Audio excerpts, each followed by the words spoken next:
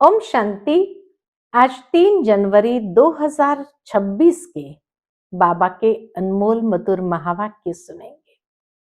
आज की मुरली में बाबा कहते हैं कई बच्चे मूंझ जाते हैं, सोचते हैं बाबा सुना रहे हैं या दादा सुनाते हैं। अगर बाबा सुनाते हैं तो ये दादा क्या करते हैं, और अगर दादा सुनाते हैं तो क्या उसको श्रीमत कहते हैं, उस पर चलना चाहिए नहीं चलना चाहिए। अनेक प्रकार के मूंझ बच्चों के अंदर है। तो बाबा कहते हैं ये बाप दादा दोनों इकट्ठे हैं, और इसलिए जो श्रीमत मिलती है वो शिव बाबा की ही है। यही समझकर श्रीमत को फॉलो करो। अगर ब्रह्मा कोई मत देता भी है तो भी उसका रिस्पॉन्सिबल शिव बाबा हो जाएगा। जब हम उस मत पर चलेंगे तो हमारा नुकसान नहीं हो सकता है। इसलिए बाबा कहते हैं तुम बच्चे मूंझो नहीं, बाप दादा दोनों इकट्ठे हैं, दोनों की ही श्रीमत है, और उसे श्रीमत समझ करके ही सदा चलते रहना है। तो सुनते हैं आज के बाबा के अनमोल मधुर महावाक्य। ओम शांति। मीठे बच्चे, कदम कदम पर श्रीमत पर चलते रहो। ये ब्रह्मा की मत है या शिव बाबा की, इसमें मूंझो नहीं। आज की मुरली से प्रश्न है, अच्छे ब्रेन वाले बच्चे कौन सी गुह्य बात सहज ही समझ सकते हैं? उत्तर, ब्रह्मा बाबा समझा रहे हैं या शिव बाबा, ये बात अच्छी ब्रेन वाले सहज ही समझ लेंगे। कई तो इसमें ही मूंझ जाते हैं। बाबा कहते हैं बच्चे, बाप दादा दोनों इकट्ठे हैं तो मूंझो नहीं, श्रीमत समझकर चलते रहो। ब्रह्मा की मत का रिस्पॉन्सिबल भी शिव बाबा है। ओम शांति। रूहानी बाप बच्चों को समझा रहे हैं, तुम समझते हो हम ब्राह्मण ही रूहानी बाप को पहचानते हैं। दुनिया में कोई भी मनुष्य मात्र रूहानी बाप, जिसको गॉड फादर व परम पिता परमात्मा कहते हैं, उनको जानते नहीं है। जब वह रूहानी बाप आए तभी रूहानी बच्चों को पहचान दे। ये नॉलेज न सृष्टि के आदि में रहती न सृष्टि के अंत में रहती है। अभी तुमको नॉलेज मिली है। यह है सृष्टि के अंत और आदि का संगम युग। इस संगम युग को भी नहीं जानते तो बाप को कैसे जान सकेंगे? कहते हैं, मनुष्य कहते हैं, हे पतित पावन आओ, आकर पावन बनाओ। परंतु ये पता ही नहीं है कि पतित पावन कौन है और वह कब आएंगे। बाप कहते हैं मैं जो हूं, जैसा हूं, मुझे कोई भी नहीं जानते। जब मैं आकर पहचान दूं तब मुझे जाने। मैं अपना और सृष्टि के आदि मध्य अंत का परिचय संगम युग पर एक ही बार आकर देता हूं। कल्प बाद फिर से आता हूं। तुमको जो समझाता हूं वह फिर प्रायलोप हो जाता है। बाबा आकर जो समझाते हैं वो ज्ञान लुप्त हो जाता है। सतयुग से लेकर कलयुग अंत तक कोई भी मनुष्य मात्र मुझ परम पिता परमात्मा को नहीं जानते हैं, न ब्रह्मा विष्णु शंकर को जानते। मुझे मनुष्य ही पुकारते हैं, ब्रह्मा विष्णु शंकर थोड़ी पुकारते हैं। मनुष्य दुखी होते हैं तब पुकारते हैं। सूक्ष्म वतन की तो बात ही नहीं। रूहानी बाप आकर अपने रूहानी बच्चों अर्थात रूहों को बैठ समझाते हैं। अच्छा, रूहानी बाप का नाम क्या है? बाबा जिसको कहा जाता है जरूर कुछ नाम होना चाहिए। बरोबर नाम एक ही गाते हैं, शिव। यह नामी ग्रामी है, परंतु मनुष्य ने अनेक नाम रख दिए हैं। शिव बाबा के कितने नाम रख दिए? तो बाबा कहते नाम एक ही है शिव, ये नामी ग्रामी है, परंतु मनुष्य ने अनेक नाम रखे हैं। भक्ति मार्ग में अपनी ही बुद्धि से यह लिंग रूप बना दिया है। नाम फिर भी शिव है। बाप कहते मैं एक बार आता हूं, आकर मुक्ति जीवन मुक्ति का वर्षा देता हूं। मनुष्य भल नाम लेते हैं, मुक्ति धाम निर्वाण धाम, परंतु जानते कुछ नहीं है। न बाप को जानते हैं, न देवताओं को। ये किसको भी पता नहीं है बाप भारत में आकर कैसे राजधानी स्थापन करते हैं। शास्त्रों में भी ऐसी कोई बात नहीं है। परम पिता परमात्मा कैसे आकर आदि सनातन देवी देवता धर्म की स्थापना करते हैं। ऐसे नहीं सतयुग में देवताओं को ज्ञान था जो गुम हो गया, नहीं। अगर देवताओं में भी अज्ञान होता तो चलता आता।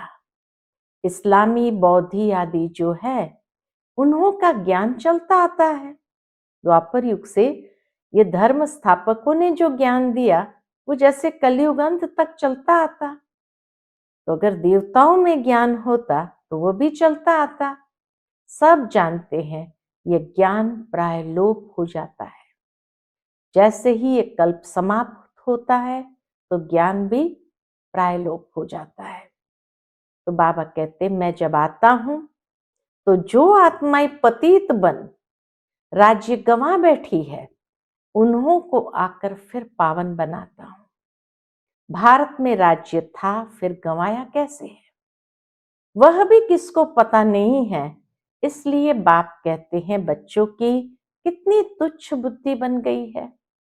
बाबा जब आते हैं ये भी किसको पता नहीं है कि कब आते हैं, कैसे आते हैं, भारत को राज्य कैसे मिला। तो बाबा कहते बच्चों की कितनी तुच्छ बुद्धि बन गई है। मैं बच्चों को ये ज्ञान दे प्रारब्ध देता हूं, फिर सभी भूल जाते हैं। कैसे बाप आया, कैसे बच्चों को शिक्षा दी, तो सब भूल जाते हैं। यह भी ड्रामा में नोंद है। बच्चों को विचार सागर मंथन करने की बड़ी बुद्धि चाहिए। बाप कहते हैं ये जो शास्त्र आदि तुम पढ़ते आए हो ये सतयुग त्रेता में नहीं पढ़ते थे। सतयुग त्रेता में शास्त्र आदि नहीं पढ़ते थे, वहां थे ही नहीं। तुम ये नॉलेज भूल जाते हो। फिर गीता आदि शास्त्र कहां से आया? जिन्होंने गीता सुनकर ये पद पाया है वही नहीं जानते तो और फिर कैसे जान सकते? देवताएं भी जान नहीं सकते हैं। हम मनुष्य से देवता कैसे बने? वह पुरुषार्थ का पाठ ही बंद हो गया। पुरुषार्थ का पाठ समाप्त हो गया। तुम्हारी प्रारब्ध शुरू हो गई, वहां यह नॉलेज हो कैसे सकती? बाप समझाते हैं यह नॉलेज तुमको फिर से मिल रही है। कल्प पहले मिसल तुमको राजयोग सिखलाए प्रारब्ध दी जाती है। फिर वहां तो दुर्गति है नहीं, तो ज्ञान की बात भी नहीं उठ सकती। ज्ञान है ही सदगति पाने के लिए, वह देने वाला एक बाप है। सदगति और दुर्गति का अक्षर यहां ही निकलता है। सदगति को भारतवासी ही पाते हैं। समझते हैं हेवनली गॉड फादर ने हेवन रचा था, कब रचा ये कुछ भी पता नहीं। शास्त्रों में लाखों वर्ष लिख दिए हैं। बाप कहते हैं बच्चे तुमको फिर से नॉलेज देता हूं। फिर यह नॉलेज खलास हो जाती है तो भक्ति शुरू होती है। आधा कल्प है ज्ञान, आधा कल्प है भक्ति। यह भी कोई नहीं जानते हैं। सतयुग की आयु ही लाखों वर्ष दे दी है तो मालूम कैसे पड़े? 5000 वर्ष की बात भी भूल गए हैं तो लाखों वर्ष की बात कैसे जान सकते? कुछ भी समझते नहीं। बाप कितना सहज समझाते हैं। कल्प की आयु 5000 वर्ष है, युग ही 4 है। चारों का इक्वल टाइम 1250 वर्ष है। ब्राह्मणों का यह मिडगेट युग है। बाबा कहते ब्राह्मणों का यह मिडगेट युग है, बहुत छोटा है उन 4 युगों से। तो बाप भिन्न भिन्न रीति से नई नई पॉइंट सहज रीति बच्चों को समझाते रहते हैं। धारणा तुमको करनी है, मेहनत तुमको करनी है। ड्रामा अनुसार जो समझाता आया हूं वह पाठ चला आता है। जो बताने का था वही आज बता रहा हूं। कितना बाबा को ड्रामा की स्मृति परफेक्ट रहती है कि जो बताने का था वही आज बता रहा हूं। इमर्ज होता रहता है। तुम सुनाते जाते हो, तुम सुनते जाते हो। तुमको ही धारण करना और कराना है। मुझे तो धारण नहीं करना है। तुमको सुनाता हूं, धारणा कराता हूं। हमारी आत्मा में पाठ है। बाबा की आत्मा में पाठ है। कौन सा? पतितों को पावन बनाने का। जो कल्प पहले समझाया था वही निकलता रहता है। मैं पहले से जानता नहीं था कि क्या सुनाऊंगा। बाबा कहते मैं पहले से जानता नहीं था क्या सुनाऊंगा। समय अनुसार पाठ इमर्ज होता जाता है, वैसे निकलता रहता है। बल इनकी सोल विचार सागर मंथन करती हो। ये विचार सागर मंथन कर सुनाते हैं या बाबा सुनाते हैं। ये बड़ी गुह्य बातें हैं। विचार सागर मंथन करके ब्रह्मा बाबा सुना रहे हैं या शिव बाबा ये सुना रहे हैं। बाबा कहे ये समझना बड़ी गुह्य बात है। इसमें ब्रेन बड़ी अच्छी चाहिए। जो सर्विस में तत्पर होंगे उनका ही विचार सागर मंथन चलता होगा। वास्तव में कन्याएं बंधन मुक्त होती है। वह इस रूहानी पढ़ाई में लग जाए, बंधन तो कोई है नहीं। कुमारियां अच्छा उठा सकती है, उनको है ही पढ़ना और पढ़ाना। उनको कमाई करने की दरकार नहीं है। कुमारी अगर अच्छी रीति से ये नॉलेज समझ जाए तो सबसे अच्छा है। सेंसिबल होगी तो बस इस रूहानी कमाई में लग जाएगी। कई तो शौक से लौकिक पढ़ाई पढ़ती रहती है। समझाया जाता है इससे कोई फायदा नहीं। तुम ये रूहानी पढ़ाई पढ़कर सर्विस में लग जाओ। वह पढ़ाई तो कोई काम की नहीं है। पढ़कर चले जाते हैं गृहस्थ व्यवहार में। गृहस्थी माताएं बन जाती है। कन्याओं को तो इस नॉलेज में लग जाना चाहिए। कदम कदम श्रीमत पर चल धारणा में लग जाना है। मम्मा शुरू से आई है और फिर इस पढ़ाई में लग गई। कितनी कुमारियां तो गुम हो गई।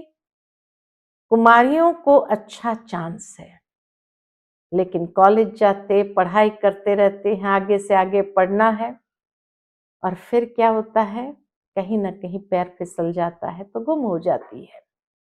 श्रीमत पर चले तो बहुत फर्स्ट क्लास हो जाए। ये श्रीमत है या ब्रह्मा की मत है, इसमें ही मूंझ पड़ते हैं। फिर भी यह बाबा का रथ है ना।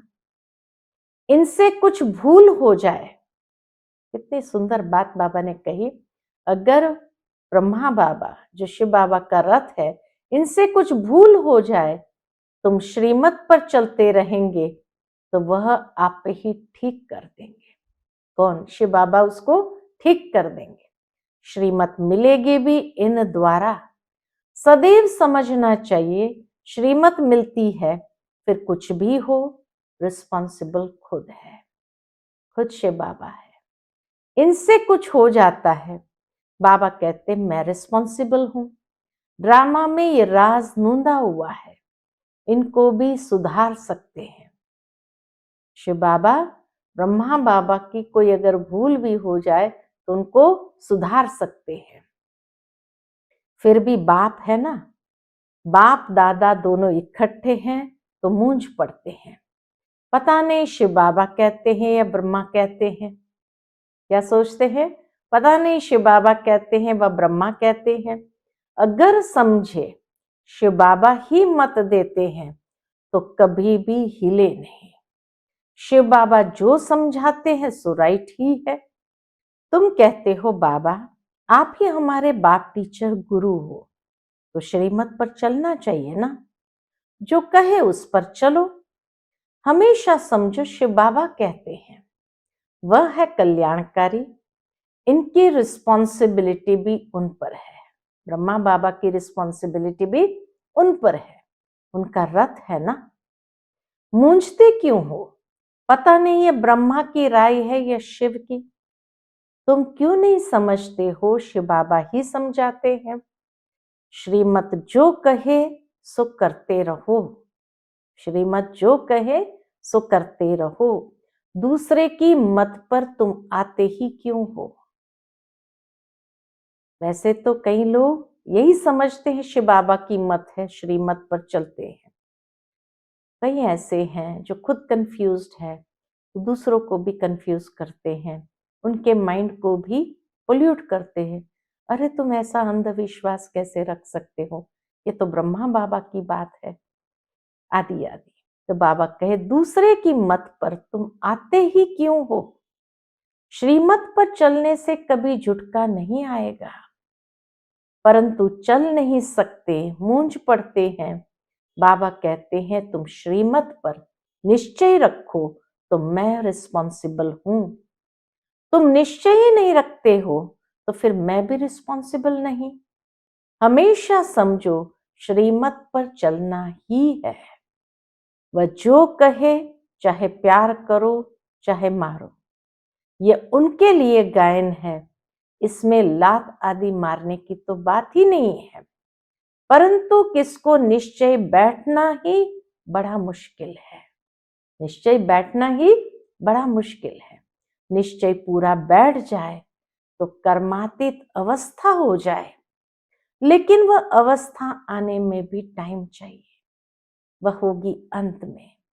इसमें निश्चय बड़ा अडोल चाहिए। शिव बाबा से तो कभी कोई भूल हो न सके, इनसे हो सकती है।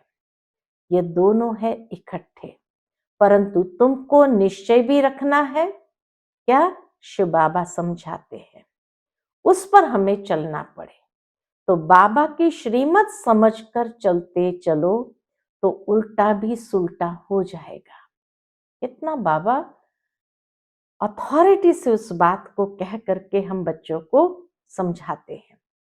कहाँ मिसअंडरस्टैंडिंग भी हो जाती है। शिव बाबा और ब्रह्मा बाबा की मुरली को भी बड़ा अच्छी रीति समझना है। बाबा ने कहा व इसने कहा, ऐसे नहीं कि ब्रह्मा बोलते ही नहीं है, परंतु बाबा ने समझाया है। अच्छा समझो ये ब्रह्मा कुछ नहीं जानते, शिव बाबा ही सब कुछ सुनाते हैं। शिव बाबा के रथ को स्नान कराता हूं। ब्रह्मा बाबा क्या सोचते हैं? शिव बाबा के रथ को स्नान कराता हूं, शिव बाबा के भंडारे की सर्विस करता हूं। ये याद रहे तो भी बहुत अच्छा। शिव बाबा की याद में रहते कुछ भी करे तो बहुतों से तीखे जा सकते हैं। शिव बाबा की याद में रहते कुछ भी करे तो बहुतों से तीखे जा सकते हैं। मुख्य बात है ही शिव बाबा की याद की, अलफ और बे बाकी है डिटेल। बाप जो समझाते हैं उस पर अटेंशन देना है। बाप ही पतित पावन ज्ञान का सागर है ना, वही पतित शूद्रों को आकर ब्राह्मण बनाते हैं, ब्राह्मणों को ही पावन बनाते हैं, शूद्रों को पावन नहीं बनाते। ये सब बातें कोई भागवत आदि में नहीं है, थोड़े थोड़े अक्षर है। मनुष्य को तो यह भी पता नहीं है कि राधे कृष्ण ही लक्ष्मी नारायण है, मूंझ जाते हैं। देवताएं तो है ही सूर्यवंशी चंद्रवंशी, लक्ष्मी नारायण की डिनाइस्टी, सीता राम की डिनाइस्टी। बाबा क्या कहते? बाप कहते भारतवासी स्वीट चिल्ड्रन, याद करो लाखों वर्ष की तो बात ही नहीं है, कल की बात है। तुमको राज्य दिया था, इतना अकीचार अथाह धन दौलत दिया, बाप ने सारे विश्व का तुमको मालिक बनाया, और कोई खंड थे नहीं उस समय, और कोई खंड थे नहीं, फिर तुमको क्या हुआ? इतना अकीचार धन दौलत दिया, विश्व का मालिक बनाया, और कोई खंड नहीं था, फिर तुमको क्या हुआ? विद्वान आचार्य पंडित कोई भी इन बातों को नहीं जानते। बाप ही कहते हैं, अरे भारतवासियों, तुमको राज्य भाग्य दिया था ना। तुम भी कहेंगे शिव बाबा कहते हैं, इतना तुमको धन दिया, फिर तुमने कहाँ गंवा दिया? बाप का वर्षा कितना जबरदस्त है। बाप ही पूछते हैं ना। बाप चला जाता है तो मित्र संबंधी पूछते हैं, बाप ने तुमको इतने पैसे दिए, सब कहाँ गंवाए? अगर लौकिक बाप देकर जाता है तो फिर बाद में रिश्तेदार मित्र संबंधी पूछते हैं कि बाप ने तुमको इतने पैसे दिए, सब कहाँ गंवाए? यह तो बेहद का बाप है। बाप ने कौड़ी से हीरे जैसा बनाया, इतना राज्य दिया, फिर पैसा कहाँ गया? तुम क्या जवाब देंगे? बाबा के तुम क्या जवाब देंगे? किसको भी समझ में नहीं आता है। तुम समझाते हो, बाबा पूछते ठीक है, इतने कंगाल कैसे बने हो? पहले सब कुछ सतो प्रधान था, फिर कला कम होती गई तो सब कुछ कम होता गया। सतयुग में तो सतो प्रधान थे, लक्ष्मी नारायण का राज्य था। राधे कृष्ण से लक्ष्मी नारायण का नाम जास्ती है।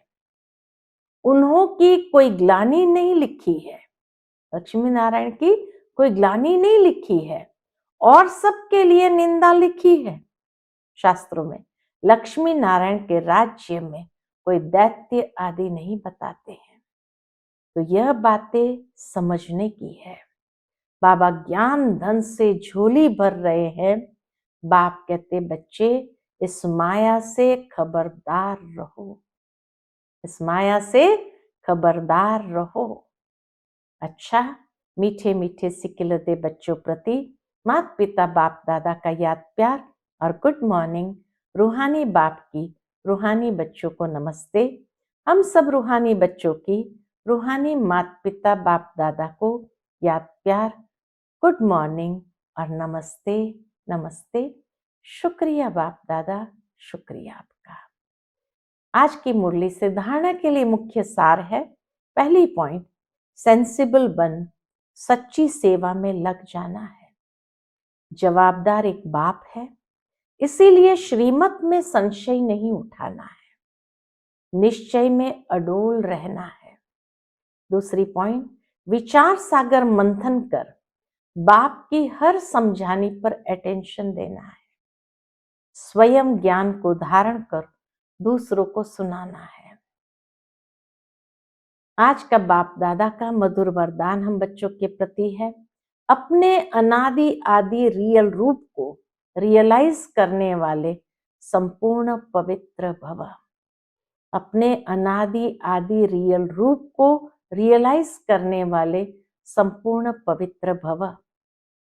आत्मा के अनादि और आदि दोनों काल का ओरिजिनल स्वरूप पवित्र है। अपवित्रता आर्टिफिशियल शूद्रों की देन है। शूद्रों की चीज ब्राह्मण यूज नहीं कर सकते, इसलिए सिर्फ यही संकल्प करो कि अनादि आदि रियल रूप में मैं पवित्र आत्मा हूं। किसी को भी देखो तो उनके रियल रूप को देखो, रियल को रियलाइज करो तो संपूर्ण पवित्र बन फर्स्ट क्लास व एयर कंडीशन की टिकट के अधिकारी बन जाएंगे। आज का स्लोगन है, परमात्म दुआओं से अपनी झोली भरपूर करो तो माया समीप आ नहीं सकती। परमात्मा दुआओं से अपनी झोली भरपूर करो तो माया समीप नहीं आ सकती। आज का व्यक्ति इशारा है, इस अव्यक्ति मास में बंधन मुक्त रह जीवन मुक्त स्थिति का अनुभव करो। बंधन मुक्त रह जीवन मुक्त स्थिति का अनुभव करो। उसके अंतर्गत मेजॉरिटी बच्चों ने अभी लोहे की जंजीरों को काट ली है, लेकिन बहुत महीन और रॉयल धागे अभी भी बंधे हुए हैं। कई पर्सनैलिटी फील करने वाले हैं स्वयं में अच्छाइयां है नहीं, लेकिन महसूस ऐसे होती है कि हम बहुत अच्छे हैं, हम बहुत आगे बढ़ रहे हैं। ये जीवन बंध के धागे मेजॉरिटी में है। बाप दादा अब इन धागों से भी मुक्त जीवन मुक्त देखना चाहते हैं। अच्छा, ओम शांति।